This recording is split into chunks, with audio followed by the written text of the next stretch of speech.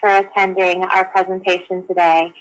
MediaCross has been working with the Department of Defense for the last 15 years, specifically with transitioning military personnel. So we've built quite an affinity to serving those who have served and helping them figure out how to use the benefits that they've earned through their service to continue or start their education, either while they were active duty or upon separation. In addition, both Jessica Sachere and myself are military brats. So that adds to it. My dad was U.S. Army, and Jessica's dad was in the U.S. Navy. So to those of you who are veterans, thank you so much for the service that you've given to the country, and we hope that the information that we're going to share today is useful information to you. Before we get started, just some highlights. There are over 400,000 veterans that leave the service each year. 130,000 of those are interested in using their benefits to gain or further their education. So we want to give you information that will help you increase your student pipeline and pool, and then continue to work with those individuals once they are on board at the school or enrolled in your program.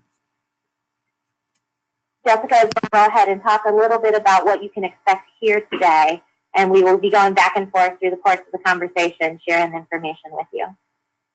Yeah, so certainly we could talk at length about the value of veterans and active duty military, students, that what they can bring to your institution, but we only, have an hour or so of your time. So we want you to leave this webinar with some actionable ways to emphasize the importance of crafting your recruitment and enrollment processes well through graduation to serve, veterans more intentionally. I'm sure that several of you, if not all of you that are listening today, have that military-friendly designation and the plaque on the wall, which is an awesome start to your, veteran-friendly brand or veteran brand. But it doesn't usually quite dig into like a holistic, college and university practices to truly serving the population. So we've kind of put together this brief 10-point self-assessment, which is a great way to just start the conversation at your institution. We'll talk then about where to find those college-ready veterans, and then lastly, ways to sort of organically start a veteran recruitment strategy at your institution. So we'll get started with this 10-point self-assessment. Also, this is attached to the email that you received with this recording, so you can pass that to other offices to start the conversation, institution-wide. So number one is, how accessible is your veteran information on your website? As you know, your website is your most powerful recruitment tool. Take a moment to think about where your information for veterans is on your website. Do you have a link for veterans to follow from the homepage or from the admissions webpage? If you're not sure where it is, or if you already know that it's sort of scattered between admissions, financial aid, and maybe hidden in a few other spots, it's important to work to get it all aligned on a single page and linked from an obvious place. This is a good practice for web content for really any specific audience. But here's the thing. Recently separated veterans and military service members are very accustomed to instructions. So being told what to do, when to do it, how to do it. It's important that your veteran admissions information be clear, concise, and offer all of those steps in one place. Ideally, you'll also have a point of contact for that page that's easy for those researching your site to find. Number two, have you compared your military financial benefits to those of your competitors? So you likely accept the GI Bill, and maybe you're a yellow ribbon school. You might even have reduced tuition rates for some programs for veterans. All of these are great. However, when you're building a veteran brand, it's crucial that you understand your financial position amongst your competitors.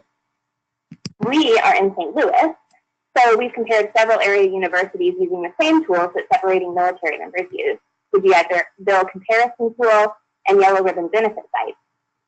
The sites will tell you the percentage of students using veteran benefits, whether or not the university has a limit on the number of students who can use yellow ribbon benefits, as well as the total limit of dollars under yellow ribbon. And finally, a sort of average out-of-pocket cost for the veteran. So you might not be in the position to be the $0 out-of-pocket school, but now that you know where you sit within your, within your landscape, you'll know that your messaging needs to focus on the value and support services you offer. Veteran benefits can be complicated, but it's so important that you provide some basic training, pun totally intended, so that veterans feel like their needs are immediately understood. So even if it's just the basics, and then they can be referred to the expert on your staff or in another office for more details. Another option is to assign a single admissions counselor to work with veteran students when those inquiries come in. One new item in the GI Bill benefits is the recent passing of the Forever GI Bill. This expands the GI Bill benefits in several different ways, like veterans hurt by for-profit school shutdowns will get some of those benefits back, and staff who certify veteran enrollment at universities with more than 20 veteran students will need mandatory training. This was previously not a requirement. We'll send out a good article also with this email that distills the key points out after the close to webinar. The exercise of comparing yourselves amongst your local competitors, though, will help you figure out messaging and also be a good start to any future conversations on institutional aid offers as you grow this effort of veteran recruitment. So the next question is really, are you asking the right questions of your veterans who are applying? So when you think about your inquiry form, hopefully you aren't just saying, are you a veteran? Because believe it or not, many veterans do not consider themselves veterans, whether that be because they are active duty still, or that they were a reservist and didn't have any forward deployment. They just currently don't think of themselves in that category. So we encourage you to ask more than that question. The question we recommend is, do you currently serve in the military or have you ever served in the military? But don't just stop there. Ask follow-on questions to that. So those questions could be, what branch of service did you serve in or are you currently serving in? What was your discharge date? And the benefit of knowing their discharge date is kind of know where they would be in the pipeline so that you can target messaging specifically to that. And then take it even a step further and ask them about what their rate or rank in the service was. Were they officer? Were they enlisted? Were they a machinist mate? Or were they electrician? Not that they always want to stay within those occupational specialties that they filled while active, but it will give you some information to know how to shape communications to them moving forward. The next thing that we recommend or ask you to look at is, are you hosting events specifically for veterans? If you think of your traditional audiences, we are sure that you host many events for seniors, whether those are campus visits and tours or information nights, as your admissions team is out at visiting different areas as part of their territory. We think you should also host those kind of nights or events for veterans, specifically delivering information that will be easy for them to digest and affiliate themselves with. So, those events should also and could also involve community partners that would be relevant. So, financial institutions, perhaps other veteran serving organizations like your VSW, if there is a USO in your area that you want to bring in, they will not only help you promote the event, but then they can also share information that would be relevant to that audience on their services. Next, do you have veteran dedicated staff on campus? So we seem to come across two scenarios with this one. Either your college or university has a veteran services coordinator who is responsible for both admissions and student services, and is handling most of what needs to be handled with veteran students, both in the recruitment process and throughout their time. Or it's a person in financial aid or maybe the registrar office that's responsible for 1,000 things, and it's just one of the many hats that they wear. So while it's usually dependent upon your resources, it's a great idea to work for the latter, a sole point person to work with your veteran students. Just like any adult learner, each office or person you're sending them to throughout the process to get their questions answered is kind of gradually diminishing the likelihood that they'll actually enroll. A veteran services coordinator should know all of the financial aid ins and outs and also work to connect veterans to campus and to one another. It's even better if that staff member is a veteran themselves. Okay. Go back. There we go. Next one. Are you awarding credit for military experience? So current and former military service members are typically arriving at college with an incredible amount of real-life knowledge.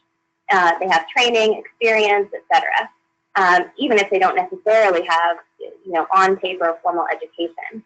Imagine if you'd spent the last 15 years successfully managing multi-million-dollar combat equipment and troops had all of this life experience, and then being asked to start back to the beginning with English 101.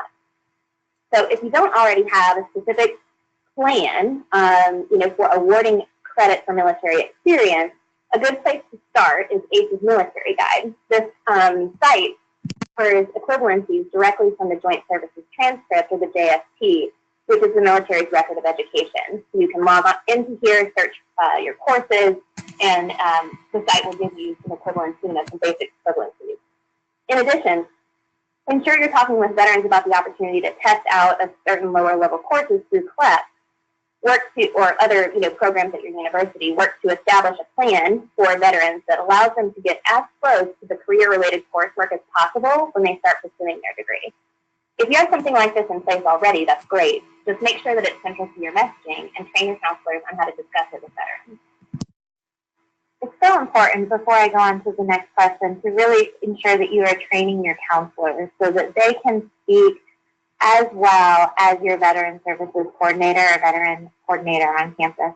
We really encourage people, because the military oftentimes, with their acronyms and their the way that they communicate is like a language of its own. And if a veteran goes into speaking with someone, who is treating them as if they are an 18-year-old right out of school, high school, that could be a turnoff. So really ensure that you are extending that education that you're gathering today and that you have in place already at your institution through anyone who may communicate with them.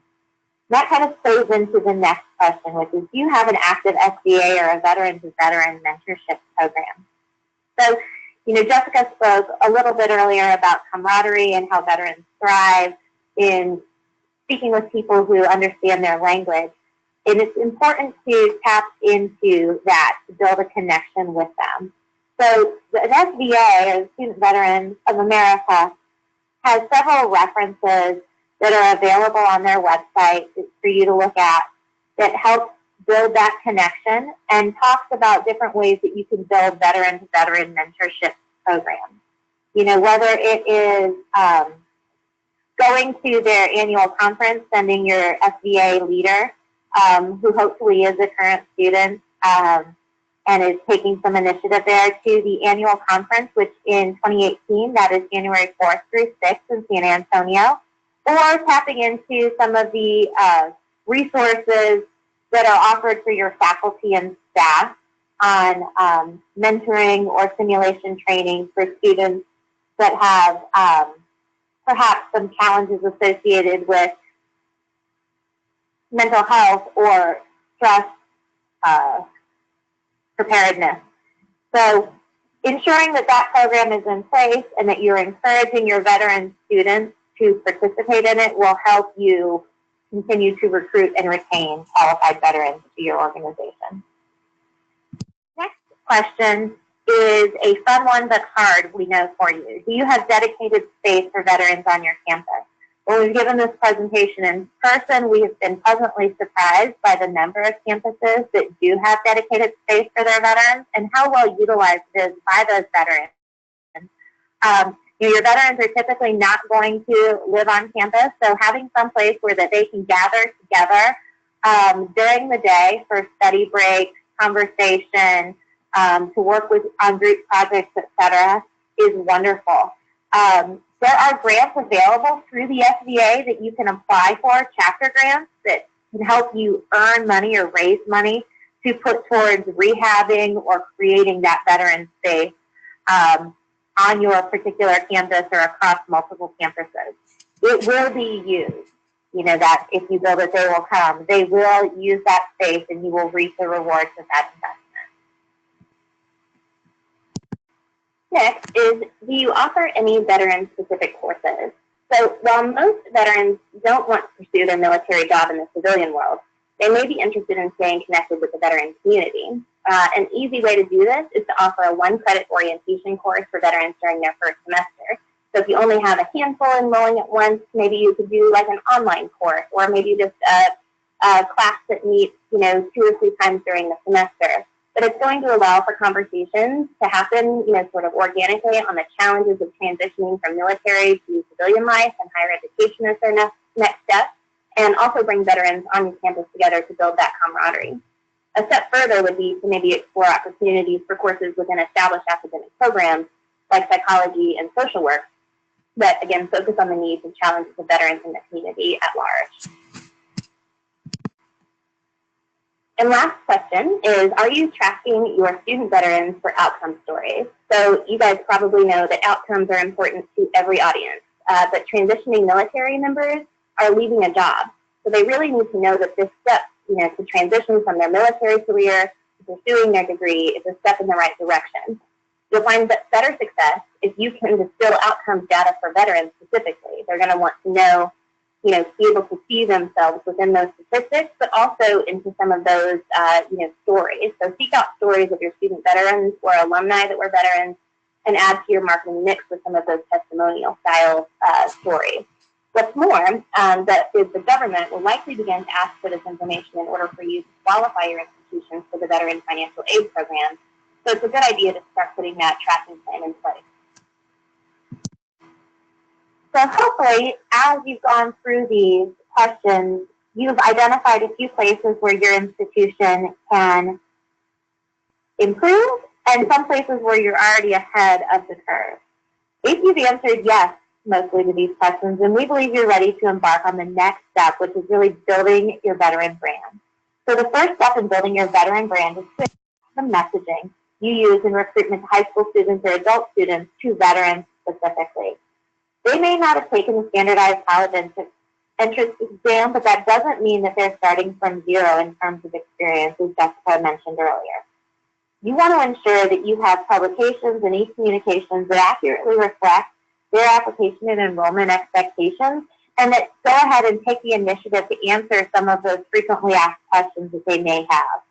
We recommend that you build a message matrix across all of your audiences and include veterans in that to show how your brand will be flexible in serving their needs and encourage them to take the action you wish them to take throughout the enrollment cycle, visit, apply, enroll, heck, even donate to support the foundations and alumni efforts after the fact.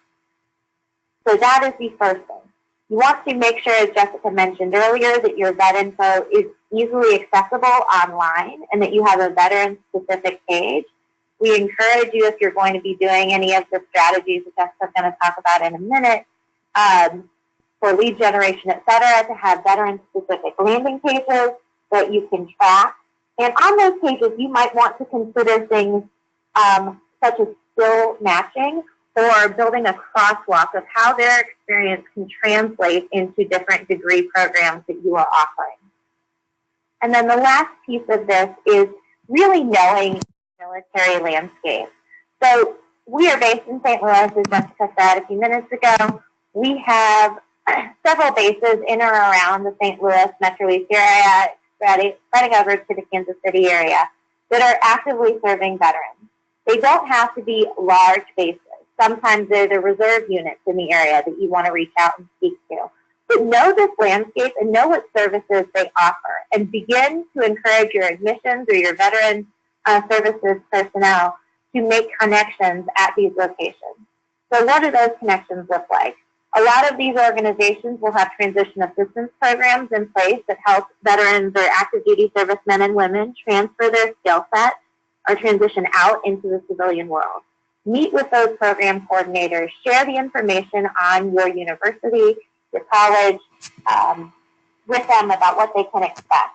And give additional, through your skills matching, talk with them about how the degree paths that you're offering could align with their needs. Now, one of the questions we get a lot at these sessions are, what are the typical degree programs that veterans are interested in going after? And they're not necessarily the vocational. Business administration is definitely one of them. STEM programs, engineering is another big, and logistics planning. Cybersecurity is a growing area that we're seeing veterans interested in applying their knowledge to, and as well as healthcare. So keep that in mind as you're building those communications and publications, and you're using them when you're targeting the veterans or the military landscape in your market. All right, so now we'll move into like where you can find these college-ready veterans.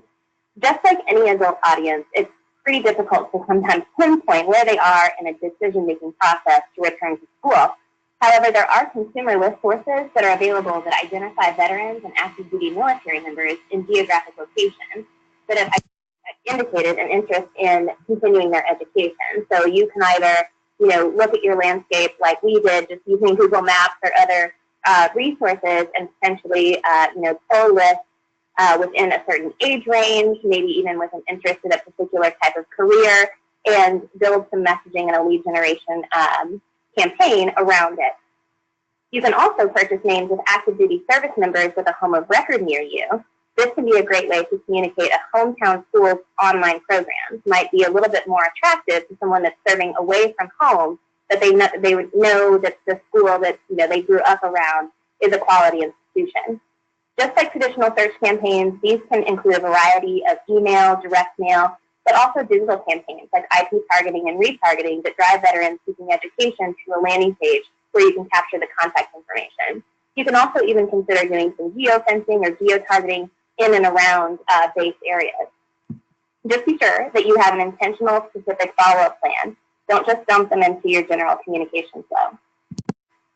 Before Jessica goes on to the next thing, I just wanted to point out that veterans know typically, 6 to 12 months in advance of their separation that they are going to be leaving the service. And so it's not too early to begin these conversations. They don't operate on the typical enrollment cycle, so your messaging can go on throughout the year to promote your programs and opportunities. It doesn't all just have to follow the typical, apply, enroll process that your traditional students would follow. Social media, again, is one of the lowest cost and most effective brand builders out there. So that you guys know that it takes time, energy, and resources to really make it work for you. But there are a couple of venues that can be a great start to an organic campaign. LinkedIn provides a one-year job seeker account free to veterans, and they are one of the most active groups on the platform. There are several veteran groups on LinkedIn, even specific to education for veterans. So it's a great idea to get your SBA president or your veteran services coordinator to become active on these, the site, joining conversations and sort of organically positioning your brand as a resource for information for this audience.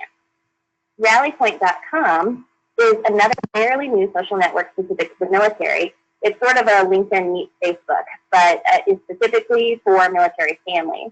Again, I'd recommend starting with organic conversations and seeing where you can join in and maybe even, do some organic sort of content marketing, writing a blog and posting it on there before jumping into paid advertising. Those platforms can be a little pricey.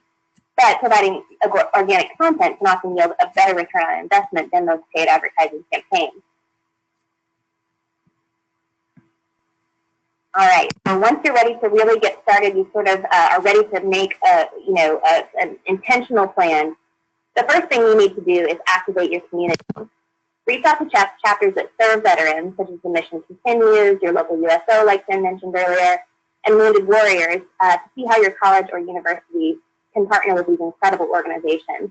Just being present at their events, like maybe sponsoring a table or sponsoring the lunch at an event, or having SBA president or veteran services coordinators just attend, with their logoed shirts and kind of be there as the voice of your institution, is just going to help you raise your brand awareness organically.